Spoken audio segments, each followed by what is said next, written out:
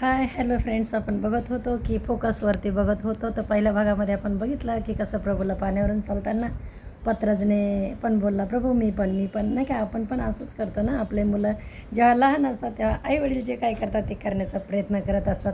तसंच पत्रज पण बोलला, प्रभू मला पण चालायचं आहे तुमच्यासारखं पाण्यावरून. तर प्रभूने आज्ञा दिली आणि तो पाण्यावरून चालायला लागला. पण फोकस त्याचा कुणीकडे गेला? लहरे जे होती, पाण्याच्या लाटा, तुफान जे होतं ते तुफानाकडे तो बघायला गेला. आणि काय झालं, तो डुबायला लागला. आणि डुबताना ना प्रियांनो, लगेच त्याने प्रभूचा धावा केला, प्रभू मला वाचवा. बस दोनच शब्दाची प्रार्थना, प्रभू मला वाचवा. आणि प्रभूने त्याला हाताला पकडून वरती काढलं. तर परमेश्वराला धन्यवाद. मित्रांनो, आपण तर असतो तर आपण आपल्या लेकराला दटवलं असतं नाही का. आपला स्वभाव कसा आहे, हां बरा खूप हाऊस होते ना तुला पाण्यावर चालायची, डूब आता डूब असं म्हणलं असतं. पण परमेश्वराचा स्वभाव बघा की परमेश्वर आधीच सोल्युशन काढतात आपल्यावर, आपल्या प्रॉब्लेमवर. आपल्याला आधीच दटवत बसत नाही. पिता परमेश्वराला धन्यवाद. दटवत बसले असते तोपर्यंत पत्रच डुबला असता. पण जेव्हा पत्रच बोलला, प्रभू मला वाचवात, लगेच प्रभूने वरती काढलं.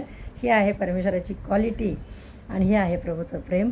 परमेश्वराला धन्यवाद. मित्रांनो, सांगायचा मतलब हेच आहे की आज प्रभूमध्ये जे रीतिरिवाज, आपले जुनं वर्तन आहे ना, पान खाणं, तंबाखू खाणं, गुटखा खाणं, अनेक व्यसनं सोडून जे प्रभूमध्ये जीवन करतात ना, तर त्यांच्या जीवनामध्ये पण असं तुफान आल्यानंतर त्यांचा फोकस कोणीकडे, हे मला सांगायचं आहे आजच्या मेसेजमधून.